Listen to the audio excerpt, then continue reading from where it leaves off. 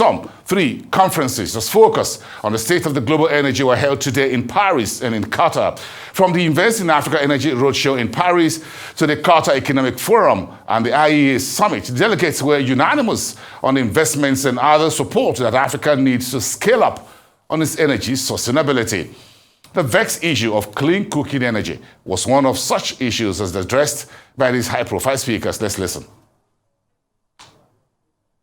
25 years, we have been collecting data on the clean cooking issue across the world, since 25 years. And we publish this data every year in our annual report, World Energy Outlook, the reference book for the global energy industry, looking at what is happening in the world. And when we look at the numbers, it was a global issue, a problem, but it is becoming a problem more and more focused on sub-Saharan Africa. According to our numbers, dear colleagues, today, still 4 out of 5 families use open fire or basic stoves for preparing a meal.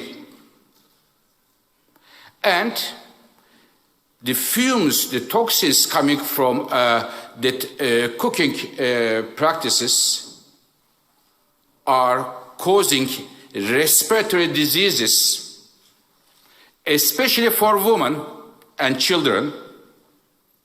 And each year, more than 500,000 people, mainly women and children, die prematurely because of the respiratory diseases, because of this cooking practices. For us, for IEA, I am sure for all of you, this is not acceptable. This is not acceptable today, in this century, in 21st century. And to fix this problem, to solve this problem, you don't need to discover new technology. You don't need a huge amount of budgets. You need good financial resources and right policies to implement. So it is the reason we thought at the IEA, in addition to data, providing data, policy recommendations, we have another important characteristics. We provide concrete results. We thought we initiate to convene a summit where we bring governments around the world, industry leaders around the world, development institutions and the others, first to get fresh, new financial commitments to raise this issue, and the second, come up with a roadmap to use this money. It is the reason today, with our 3 co-chairs, we are going to see that the several governments, private sector representatives are going to announce financial commitments, pledges to address this problem at this very meeting. Over 900 million Africans rely on unclean cooking solutions, a fact which contributes to environmental degradation, biodiversity loss, and the health hazards. As we see it, clean cooking in Africa has 3 dimensions. Foremost is the lack of access to adequate, affordable, and sustainable solutions. Many households, predominantly in the rural areas, struggle to adopt clean cooking solutions due to high costs, limited availability, and insufficient supply chains. The second dimension is lack of global attention, insufficient funding, and lack of awareness about the economic opportunities with the clean cooking industry that hamper efforts to scale interventions.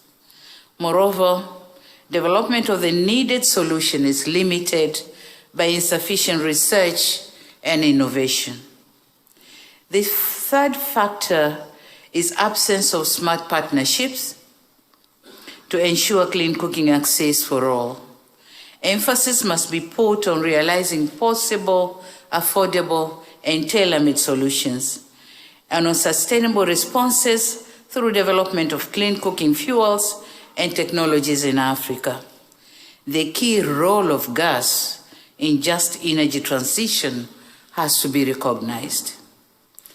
Excellencies, amidst these challenges, central to Tanzania's own commitment is delivering on our recent launched 10-year clean cooking national strategy, which aims to ensure that 80% of Tanzanians use clean cooking solutions by the year 2034.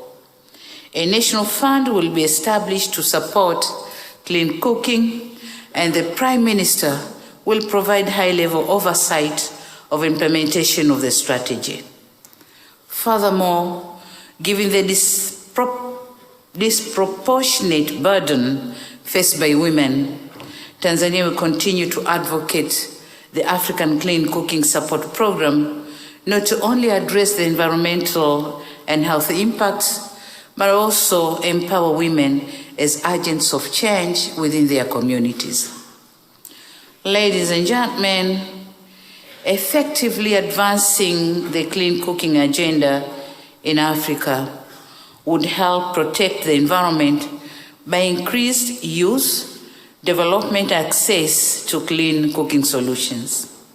Increased access would provide women more opportunities to engage in other productive economic activities, arresting cycles of poverty and inequality. On the other hand, reduced use of biomass fuels would slash exposure rates to toxic fumes and save lives. We are confident that this is achievable. The lessons learned in Brazil, India, and Indonesia serve as prime examples, and in Africa, Ghana stands as an example with lessons to share. This momentous summit is the largest ever gathering of leaders and decision makers dedicated to confronting the urgent issue of lack of access to clean cooking in Africa. It is very timely, and it must be decisive. It is shocking that 1.2 billion people in Africa, that means basically 1.2 billion women, do not have access to clean cooking solutions. They rely on biomass, firewood, and charcoal to cook. These hardworking women who cook for their families and their girls spend several hours looking for and collecting firewood and charcoal. With bent backs, they carry loads of firewood and charcoal and walk several kilometers just to be able to cook a decent meal for their families, things we all take for granted. And how can this be? Why must we allow such a thing to happen? Africa loses 600,000 women and children annually from the effects of secondary smoke from partial combustion of biomass, firewood, and charcoal. And that means we will lose 6 million people in 10 years if we don't change that. And that's not acceptable. It's estimated globally that the health cost alone from impaired health is in the order $1.4 trillion, according to the International Energy Agency, with over half of that, $700 billion, being in Africa.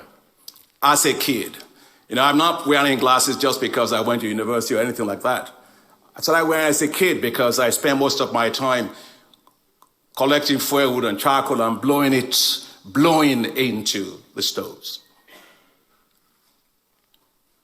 I lost a friend of mine. She, like us in low-income neighborhood, they couldn't afford gas or anything like that. And she had gone to buy kerosene from one of the gas stations close by. They poured petrol into the cylinder for her. She went home, she tried to cook, she died, so did all her family. How can this be? Why do we let things like that happen? Access to clean cooking is more than cooking. It is about human dignity, fairness, justice, and equity for women. It is more than lighting of the stoves. It is about life itself. The imperative of clean cooking is clear and overwhelming for the environment and climate change, and Madam President Samia had laid it out with the Prime Minister and also Dr. Birol. Access to clean cooking will save at least, according to their estimates of IEA, 200 million hectares of forest globally, with 110 million of that being in Africa by 2030.